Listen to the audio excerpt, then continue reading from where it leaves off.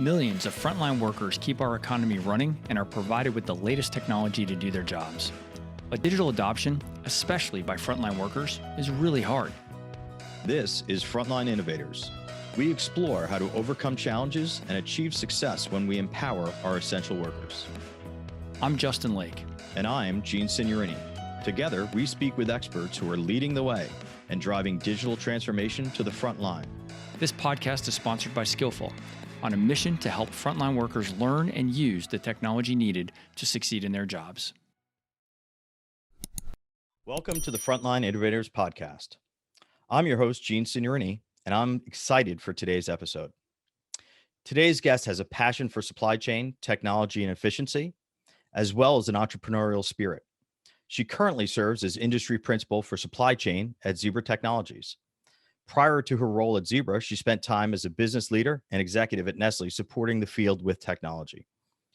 And she was just recently named one of Supply and Demand Chain Executive's 2021 Pros to Know. I'd like to welcome Deanna Self to the show. Deanna, thanks for joining us. Thank you, Eugene. It's great to be here. Yes.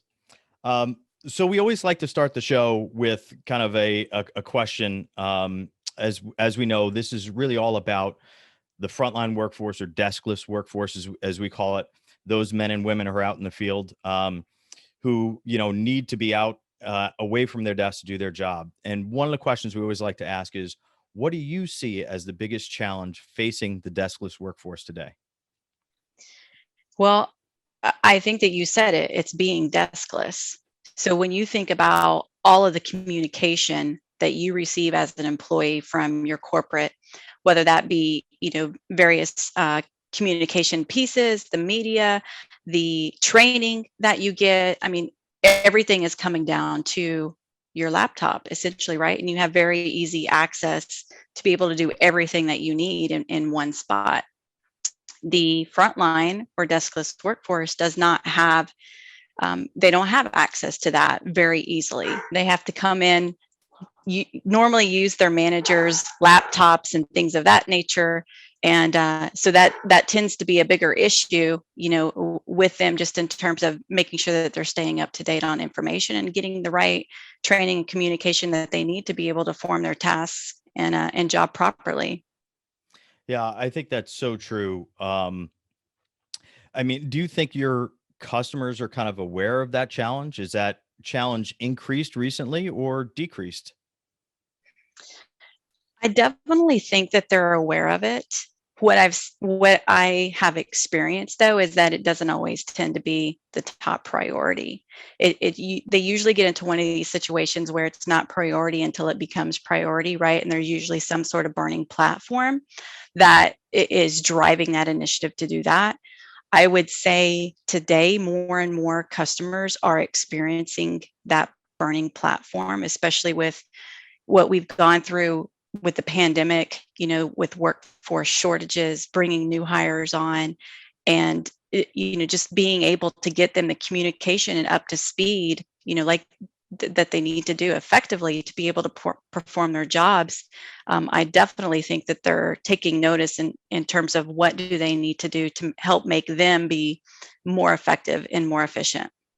Yeah, and it's very interesting, Deanna. You're obviously at Zebra Technologies. You're in a very unique position to talk to a lot of these customers. It's the core market for Zebra is frontline workers. So tell us a little bit first about your role at Zebra, what you do, how you help companies on a day-to-day basis. Yeah, so my role here, I'm an industry principal. I support the entire MT&L vertical. And really what I do is I spend time gathering and sharing insights to our customers. So it's not uncommon for me to be able to, to get a call from a customer, to be able to come in and have discussions with them, or perhaps view their operations and be able to talk through in terms of what their pain points are, what their objectives are, and help them to identify potential solutions that are going to, address their needs. So that is the majority of what I do here. But obviously, just to be able to have those insights to share, I have to spend a lot of time immersing myself within the the industry itself to gain those insights, and doing thought leadership, even things like this with you, right? To help validate what I'm seeing, to get other input, and in turn, again, be able to share that back to our customers. So it's really interesting you talk about that, because it's one thing we've seen as well, which is, a lot of times, you know, are the leaders who are trying to bring technology to the front lines, they're so down in the weeds. I mean, they've got very large jobs to do. They're extraordinarily busy.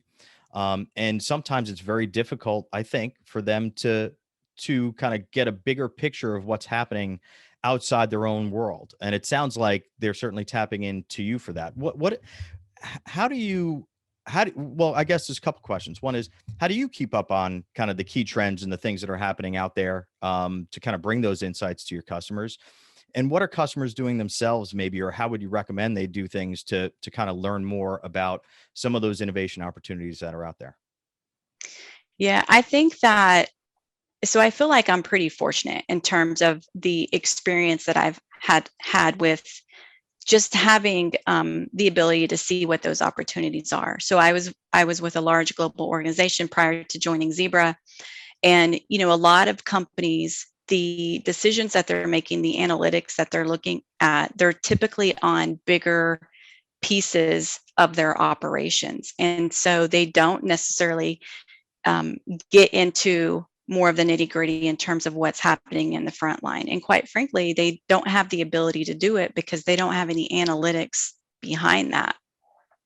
So for me, being in my previous organization, we did do that. We had several systems. We were capturing a lot of analytics. We were bringing in third party, and we had things, down to a science in terms of how long it took to do everything. And then we were able to make strategic decisions, to be able to optimize our operations most effectively, or be able to have those insights to be able to say whether or not we needed to change our go-to-market strategy. So being able to take that knowledge with me here, I would say the majority of customers that I have met with since I've been at Zebra, they don't have that technology or have taken it to that level to really be able to capture those insights. And that is a big opportunity for them. And so in terms of what Zebra offers, we have a number of different solutions that help connect the worker, that help bring that visibility, that help to dial into the analytics, and really be able to tell the customer where those opportunities are for them. So I'd love to dive into that a little bit, which is, I mean, you mentioned analytics, and we've heard this a lot too, which is, you know, customers are striving for more visibility into their own operations. So I'd love to kind of explore this in two ways. Number one is, you know, number one, what are some of those analytics, right, that you're helping customers better understand or helping drive towards, particularly in kind of supply chain? And then how do customers kind of benchmark themselves against others to try to drive, a more innovative approach, if you will? Yeah. So, just in terms of me being able to help them, it's really, it's on a case by case basis. When you're out there at the customer, depending on what their objectives are, there's some uniqueness to every single one of the customers, right? They all do things a little bit differently. Say I'm in, 5 warehouses. Those 5 warehouses could all be completely different, and someone is going to be good at one thing versus the other. And the answer is it really depends. But as we take a walk through that walkthrough, we're asking the various questions in terms of really trying to understand the persona of who that frontline worker is. What is it that they're going through? What motivates them? What are their pain points? Are they happy about this? Does these activities make them happy? Where do you see roadblocks happening for you, and jams happening throughout your system? And so we can just start to talk through those, because not everything requires technology to be able to solve.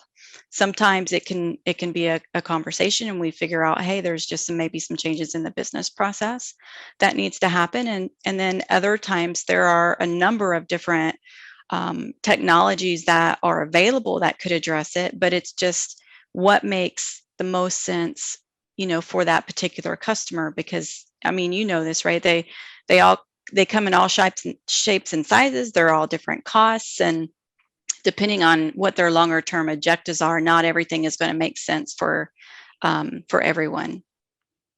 Yeah, it's interesting. I mean, I want to circle back to that first challenge you mentioned, which is around communication. And I think it's kind of, an indicator. You talked about kind of walking around the manufacturing site and actually talking to the frontline workers to kind of understand what their challenges are. Would you say, when you frame it, I think you've kind of categorized this as the biggest challenge kind of all comes down to communication, right? There's a lot of things related to that. Would they think about it in terms of communication, or how would frontline workers, the ones you've kind of talked to or interacted with, how would they categorize it? Oh, that's a good question. I Again, it's probably all over the board, because I've definitely been into some smaller facilities, and they may not say it's a matter of communication in terms of how I think about it from a broader perspective of the opportunity I see. But definitely in those areas, especially if they're out in the field, I would definitely say out in the field, it's a big deal, right? Because they're also out in front of customers, and they're handling so many different tasks. So I'd say from that angle, for sure. From inside, I have definitely heard it, but I don't know if it's as big of quite of an issue as, the other group.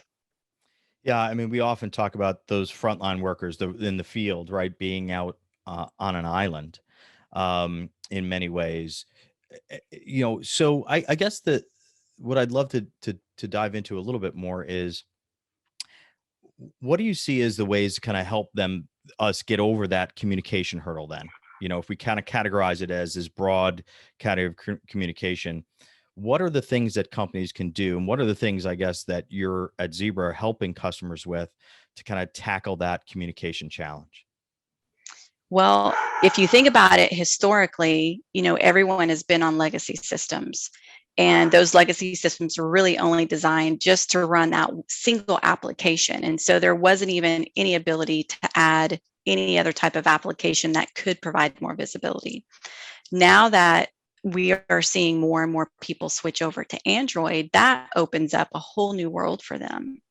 So we have been, from a Zebra perspective, we've really been helping, tons of customers help transition and migrate over to Android. And in turn, it's bringing new solutions. So most of them are revisiting the solutions that they use today, right? Because if you think about it, if you're going to invest in a digital transformation and you're really looking to maximize that investment, you want to make sure that you're essentially setting up the right foundation to be able to do that. And so, from a software standpoint, I'm seeing a lot more historically, it would all be customization. Right now, more and more are trying to go straight out of the box. They're trying to minimize all the maintenance costs for the customization, and it becomes more of just a matter of configuration. So from a customer standpoint, when it comes to being more agile, or if the market changes, right, you need to have a change in your strategy. Now it just becomes a simple configuration switch versus having to go back and revisit your entire application. And so we've been having a lot of conversations with customers around that, helping them through that journey, and just making sure that they have visibility in terms of all the different there's so many different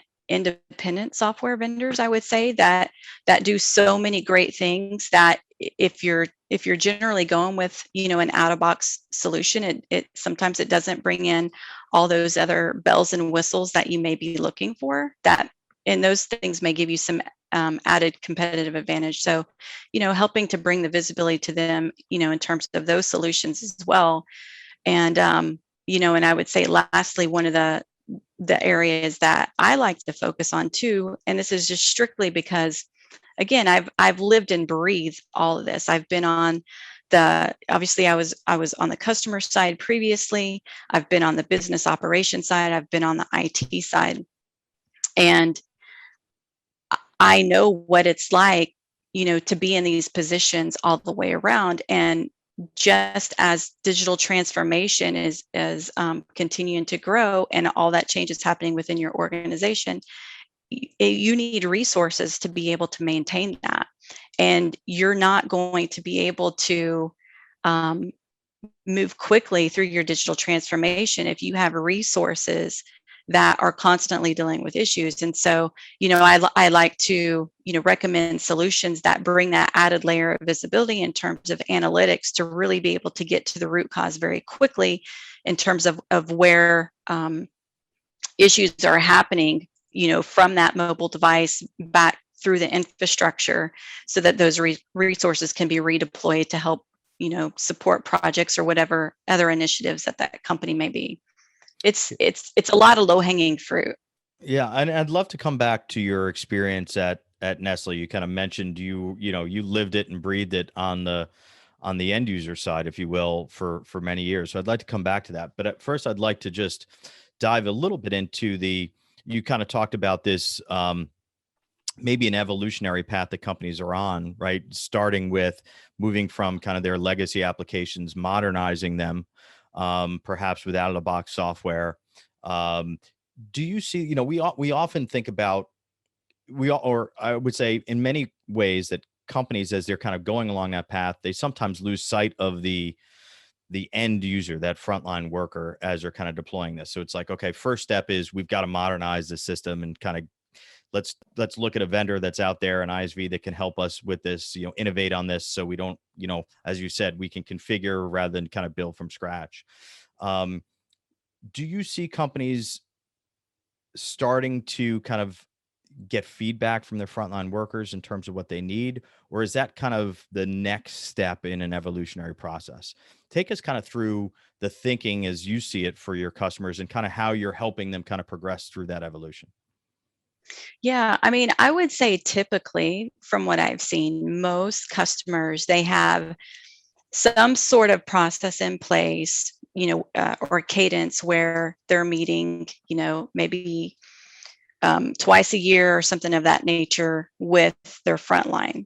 In some cases, depending on the organization, they may be even meeting more often, where they are capturing these pain points and bringing them back up.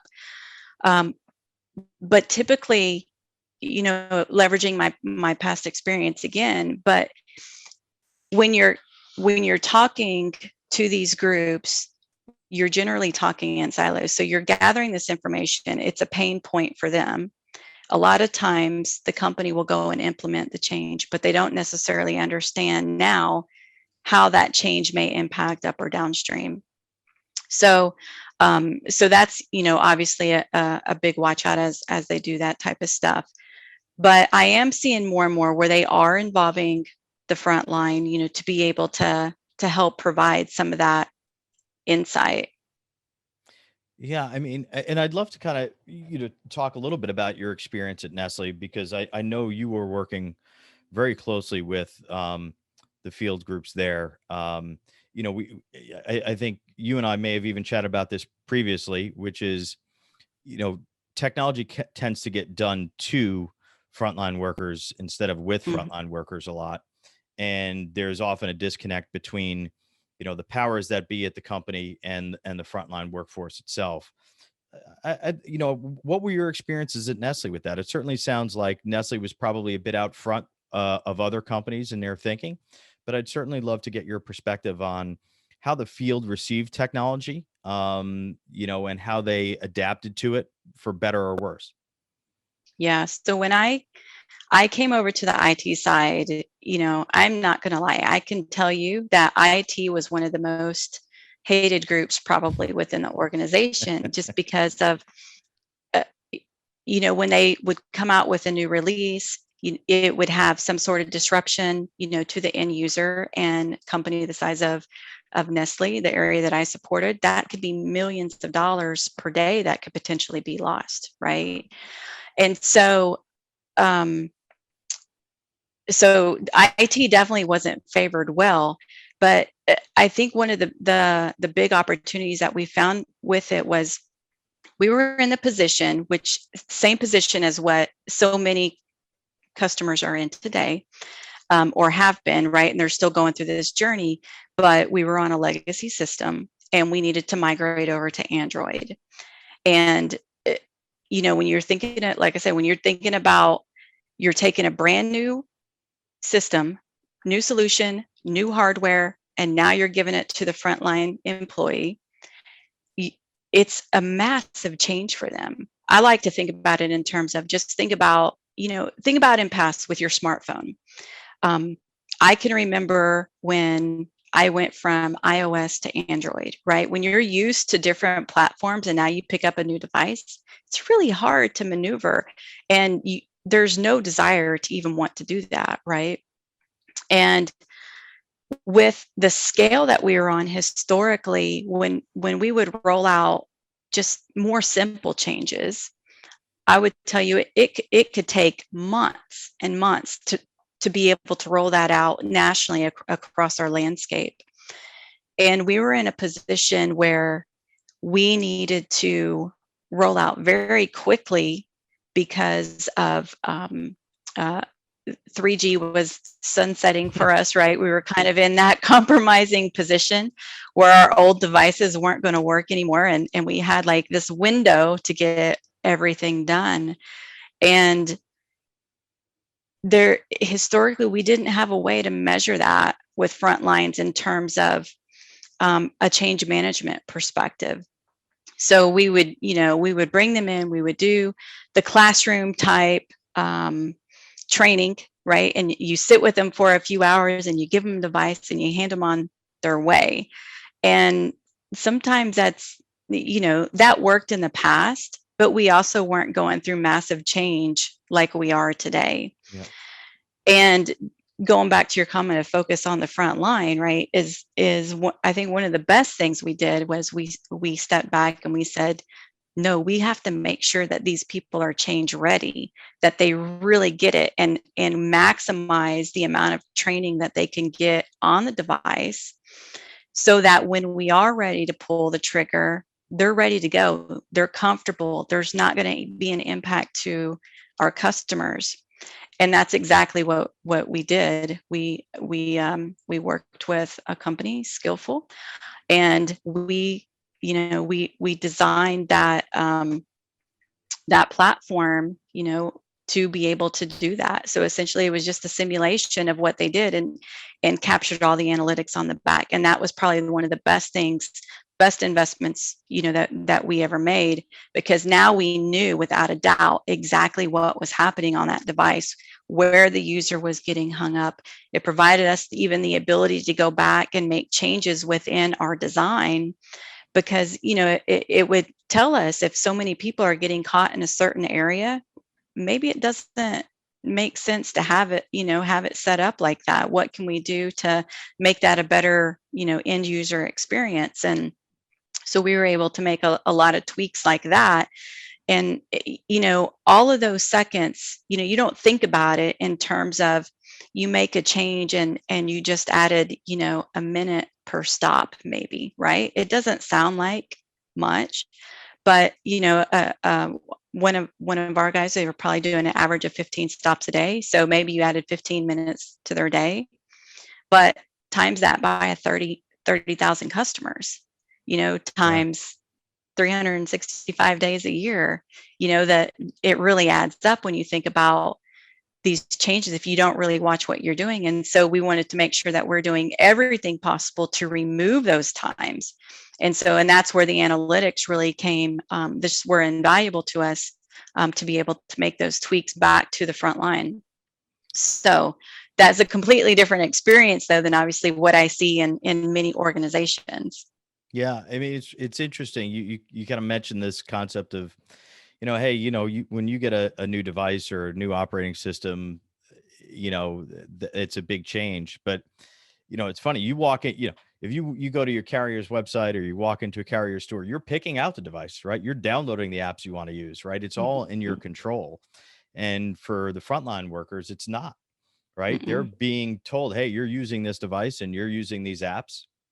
And Right. I think you talked about it from a level of comfort. And I think that's often what we kind of forget, is that these users perhaps aren't as comfortable as they can be.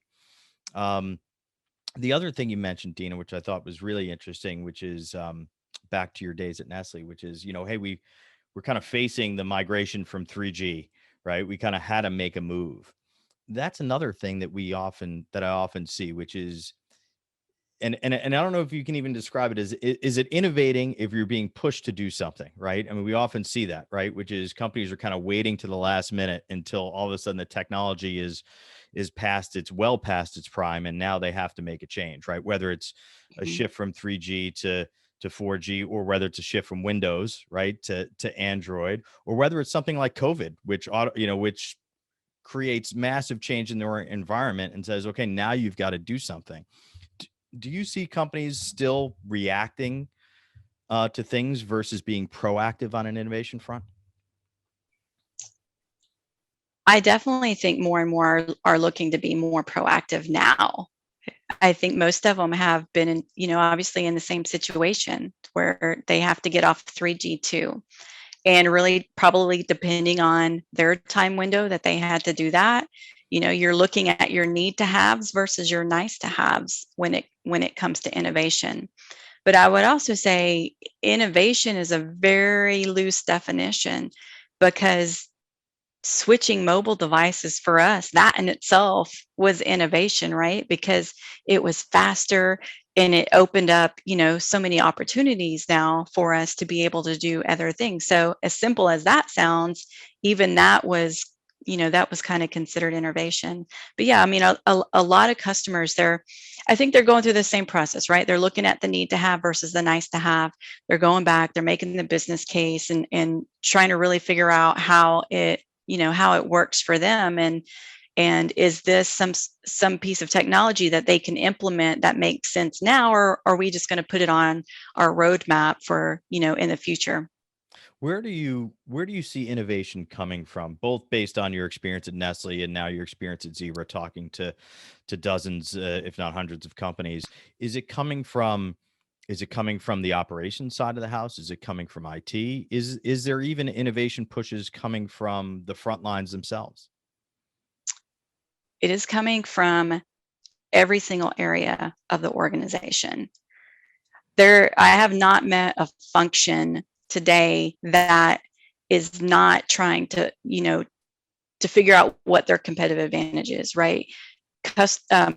Companies they're trying to take a hard look at their operations, and that applies everywhere in terms of how they can be more efficient.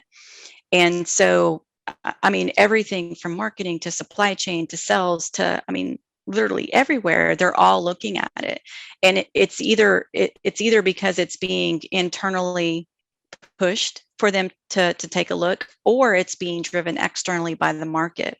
So a lot of customers, their customers drive a lot of the decisions for them as well, in terms of what types of technology that they require, right, to even be able to service that account. So some of those innovation needs could even be coming from their customers, and depending on what they are, could impact, various functions within that organization. Yeah, it is really interesting, and I think certainly, the past 12 to 18 months has changed a lot of people's thinking about that, right? As I said, we were kind of forced into innovation, and now I think we've been forced into new models. Some of those things we say, yeah, maybe we should have done this a long time ago, and our customers love this, right? This is the way they want us to operate in a lot of ways, even though things were disrupted dramatically. And I think that leads us a little bit to kind of what the future looks like. And I know there's been a lot of talk about the future of work, especially in the context of a post kind of COVID world. Um, so I'd just love to get your perspective in terms of, have you heard your customers talking at all about, okay, what does that future of work look like? Is that just a buzz term, if you will, that a lot of people talk about but don't have a lot of plans? And what are you thinking about it at Zebra? Yeah. So, I mean, that is such a broad topic, right? But I think one of the nice things that the pandemic did for us was it provided this breakthrough for us to really show us what people are capable of doing. And historically, we've adopted this mindset, that you have to be in the office or you have to be in a specific work location. And there's all these rules and expectations, that apply to that. But with the pandemic, it really gave, most employers no choice but to let people prove it, that they're fully capable of accomplishing their tasks outside of traditional work settings. And, a lot of studies even show that they're doing this even more productive than previously. So, I think many employers are really taking a hard look and rethinking what should they really do to tap into, what their employees are capable of doing. And so, with that, they're asking a million of the what if questions. Just think about, I mean, you can take any job, right? And no matter what your task is, what if this, what if that, what if you could do it faster? What if you didn't have to do that? And so they're asking all these type of questions, right? In terms of how can they make these daily tasks easier?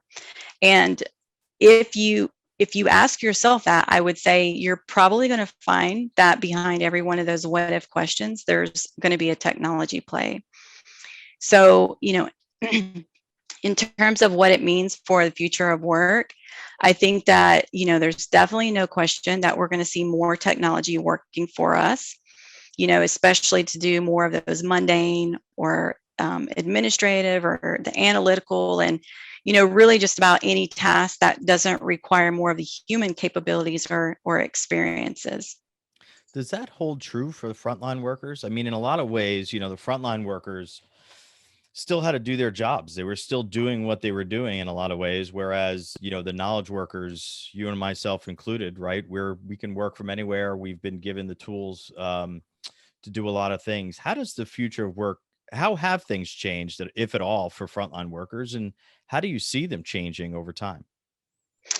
Well, some of the things I've seen is, they've not had data at their fingertips. So they're making decisions based off of their experience, right? Whether right or wrong, they're making those decisions.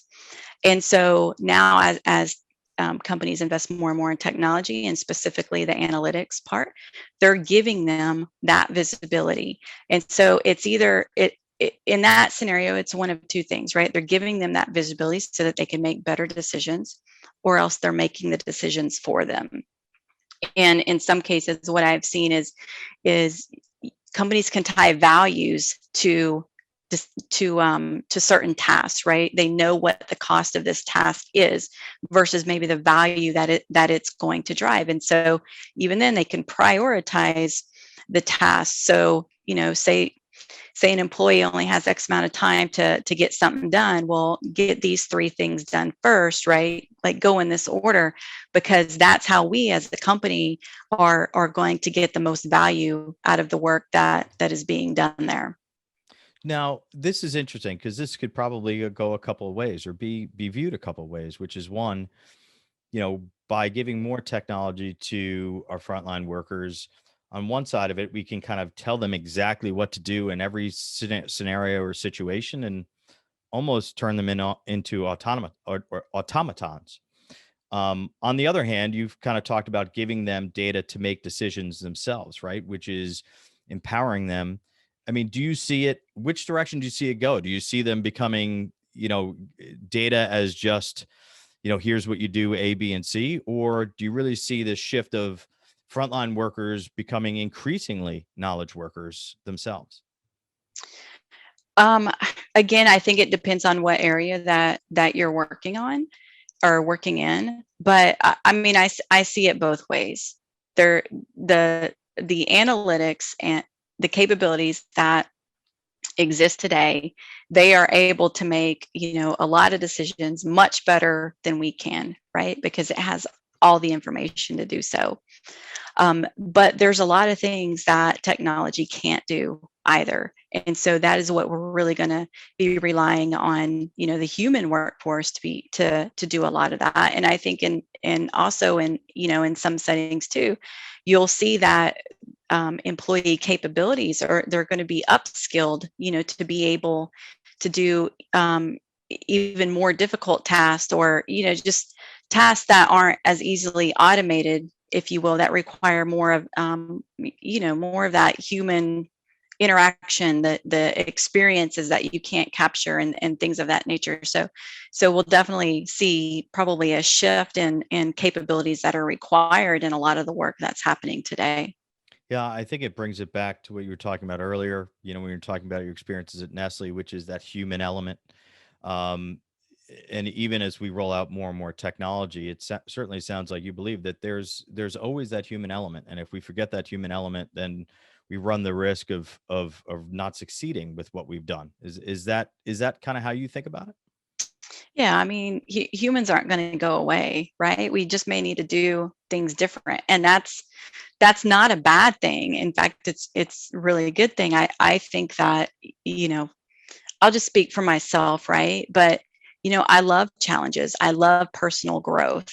I don't want to come in and do the same thing day in and day out, right? I want something to be able to help drive me. And so as these employees, they're working, they're going to see the opportunities. They're getting more and more platforms to be able to share their feedback, to speak their voices. And, in doing so, they're going to help organizations through this transformation, and in turn elevate themselves, and acquire more and more skill sets and capabilities through that process. So, and I think another aspect of it, which we haven't touched on, but I think really kind of relates to what you're talking about, is in many of these segments of where frontline workers exist, we're seeing kind of an aging workforce, right? We're seeing challenges of bringing the next generation of workers into those roles. How do you see technology playing a role there? And I think there's an assumption that, oh, this next generation of workers, they're going to be fully embracing technology. They're going to demand technology. Is that what you're seeing, or is that a myth that exists in the out there?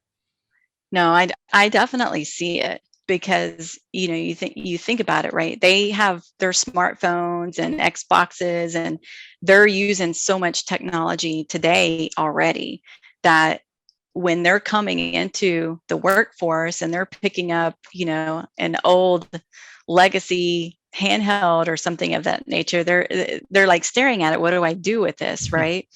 And so it becomes kind of a shock factor for them. But I definitely think that they expect it. And even I you do have some of the older generation, I would say, who's not as tech savvy. They're not keen on the changes, but at the same time, I also see just as many where, if the company, and this is exactly what they have said, right? My company hasn't invested in new technology in this area, in my space, for quite some time. What does that mean for us? So by not investing, right, and spending the effort in those specific places, your employees could be asking quite the opposite. Like, what does this mean for us? Do you care about us? Um, I've heard some like, are we going to be sold? Or, just all the rumor mills that tend to go on, the water cooler talk, right? And it can instill fears in an employee. And so, yeah, so it's definitely both sides of the table there. Yeah, it's like they're being left behind, right? They're Yeah. feeling, yeah. Yeah, Um, they may not want it, but they also don't want to be left behind. They want yeah, to know right. that the company is still focused in that area and making investments. Yeah, and I want to go all the way back to the beginning when you talked about the communication challenges and tie that into this the new workforce that's coming in, right? We talk often about frontline workers being on an island, right? They're alone in front of a customer, right? They've got their 15 stops to do, right? And they're often alone in their truck or whatever it is to do that. Do we see new communication tools that enable collaboration between frontline workers and their supervisor, their line managers? Is that something you're seeing? Is that something you think that Mhm. this next generation of workers is going to demand? Oh yeah. I have talked to a lot of customers here recently, and they are looking for exactly what you just said, right? Those methods where they can very quickly have a conversation. They're leveraging some of Zebra's technology, our Push to Talk Pro. They're leveraging Microsoft Teams to have those conversations and other different, communication platforms to be able to quickly talk. But they're also getting more and more into real-time visibility too. So maybe you don't actually have to have the conversation. Maybe your manager can see what's happening, and if you're behind, maybe send some help your way, or start being more proactive in terms um, of having visibility to that information, and being proactive um, to address that. Yeah, and it certainly sounds like it's that the thinking of providing those employees with a variety of tools, right, at their disposal, to find the answers at the right time, right? Just like we have, as you said, in our day to day life, right? Whether we go to YouTube to look something up, or we text somebody else that we know knows the answer, and can help point us in the right direction. It certainly sounds like the direction things are headed. So I know we could spend probably another hour talking about this stuff, which is great. The other thing we like to talk about on the podcast, because we have people listening who are in innovation roles, or who are maybe, trying to improve their careers. You talked about, right? Growing in their career, growing into different roles. We'd like to hear from other innovators, kind of how you got to where you are. So I'd love to kind of hear a little bit about your journey, where you started. I know I mentioned at the beginning of the show, you've got an entrepreneurial background from the very start. So tell us a little bit about how you wound up, at Nestle and Zebra, but before that, where you came from. So I've been in this industry literally my entire life, but probably only about 27 years that I can actually claim legally. And I really got into it because of my dad. Um, he was a single father raising two kids. And I don't know if it's just because, I was always begging to go to work with him, or, if he was just trying to make sure to instill some good values in me. But, I can remember at a very early age, back when it was okay, I would be on route trucks with him, and or in retail stores with him, and essentially just as he climbed the ladder, I kind of climbed the ladder with him, if you will. And so I had a lot of visibility to a bunch of different areas. And when I could work, I went to work right away, because just those values that were instilled in me, and what I got from understanding about, the customer experience, it made me want to get out there and do that. And so um, early on, I started my career working in retail. When I had the opportunity, I bought my own distributorship, and and since then I haven't really ever looked back. But I can tell you, eh, I think one of the passions that drives a lot of what I do today is when you are an owner of something, you're the president, you're the CEO, you're the whatever, right? But you're also the janitor, you're the frontline salesperson, like you're the back office support, the admin, like literally everything in between. And when I was doing that, I grew my distributorship to such a massive size that if I didn't make changes, it was physically going to kill me. Yeah. And so I had to really start evaluating operations at that point. And that's when it just really hit me. I want to be able to help more people really understand, like, work smarter, not harder. And so I ended up leaving that and joining the corporate world. And from there, I've done a variety of different positions. I started off with in sales, but also I quickly jumped over to logistics. And there was just so many different opportunities in that space, from a go-to-market strategy, right? And making sure that we're efficient in terms of how we're servicing the customers, and our fleet, and everything in that nature. And then, I migrated to some different spaces from there, but eventually ended up coming over to Nestle.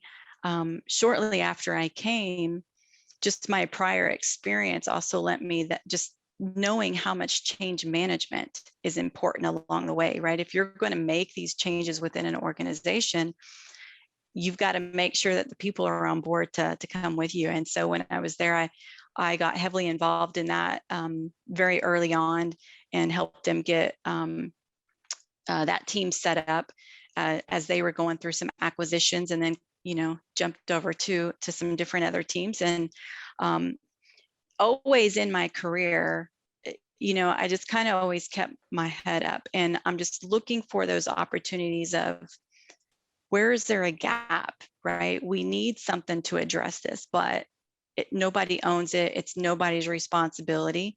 So a lot of the positions that I've had along the way, I've created myself, and I've moved into those positions, gone in, made really good headway, created great teams around that. And when they were sufficient to support and keep everything running smoothly, then I went on and finally made my way over to IT, because, that's where I saw another major opportunity while I was on the operation side. And I wanted to go over and again, just do what I can to fix it. The business was facing massive disruption with, the IT changes. And so that was kind of my first mission in terms of going over there, was eliminating as much of that disruption that I could. And over 2 years, probably about 70% of that disruption was gone. And so what that did then was allow me to take and reinvest those savings, that headcount and all those resources, into other opportunities to continue to be able to serve the business better. So, long story short, I would just say, keeping my head up, looking for the opportunities. I once attended this session, and forgive me because I can't remember who the speaker's name was, but one of the things that he said that always stuck with me was, when there is something large in your organization going, and it's kind of an all hands on deck thing, right? It's almost catastrophe. Nobody remembers the people that turned away and walked away from it, like, no, I don't want to get involved in that. People remember those that run to the fire. And so that piece of advice right there, run to the fire, get in there, even if you don't know how to do it, right? Get in there, ask the questions, figure it out. That's what people are going to remember. And that's really going to be how you make your name, and you go on to that next opportunity. Yeah, I mean, it's interesting because it's an interesting shift going from being an entrepreneur to going to large companies, especially one as large as Nestle. Yeah. But it sounds like that's how you navigated through it, right? Is you probably could have been frustrated by the challenges of working with a large organization, which sometimes it's very difficult to get change done. But by kind of finding those new opportunities, it sounds like you were able to kind of hold on to that entrepreneurial mindset within a large organization. Yeah, I mean, I think everything's all about perspective. So there, I certainly have had plenty of opportunities where, I could, grumble and gripe and maybe say, I'm fed up with this, I'm not doing this anymore, right? Like you said, especially working globally. But I never did that, because my perspective is it provided an opportunity for me to try to figure out how to conquer that, how to master that expertise, and just, grow as a person. And so with each one of those very tough challenges that I did face while at Nestle, that's, that was the perspective I tried to take, was just being positive. What am I going to learn through this? What are the relationships that I've gained? And more importantly now is, how can I look back and teach this to the next person, right? And keep pulling them forward. Well, and that brings you to your role at Zebra as well, which is now you have the opportunity, I imagine, to talk to so many others in so many organizations across supply chain to kind of bring that knowledge into their organizations. Yeah. Yeah. I mean, and I'm very blessed, very fortunate to have spent so much time there at Nestle, because I have had a tremendous amount of just personal growth, professional growth. And it's awesome to be able to go into customers, or, even with the Zebra team, and be able to share that. Yeah. Well, Dina, this has been great. I think we're gonna wrap it up here. But before we do, what's the name of your dog, by the way? Oh, I'm so sorry about that. I have two. That has been Kobe, who has been barking. I must have packages being delivered. Well, that's good to have. You don't need the Ring doorbell then, I guess, when you've got Kobe to let you know what's going on. But thank you Yes. for joining. Thank Kobe for joining very briefly. So we like dogs, so there's no issues there. And Dina, again, thanks so much. This has been a great conversation. And I hope you and the audience listening have found this conversation as enlightening as I have. If so, please share and rate the podcast. 5-star ratings help us ensure that it gets promoted to other professionals like you that are innovating on the front lines. And a friendly reminder that this podcast is sponsored by Skillful, the mobile digital adoption platform for deskless and frontline workers. You can visit the Skillful website at skillful.com. That's Skillful with a Y, SKYLLFUL.com. And if you're listening and you or someone you know is out there innovating on the front lines, we'd love to hear about it. So please reach out to me on LinkedIn and share your story. And looking forward to the next episode and hoping you'll join us for that as well. Thanks, Dina. Bye.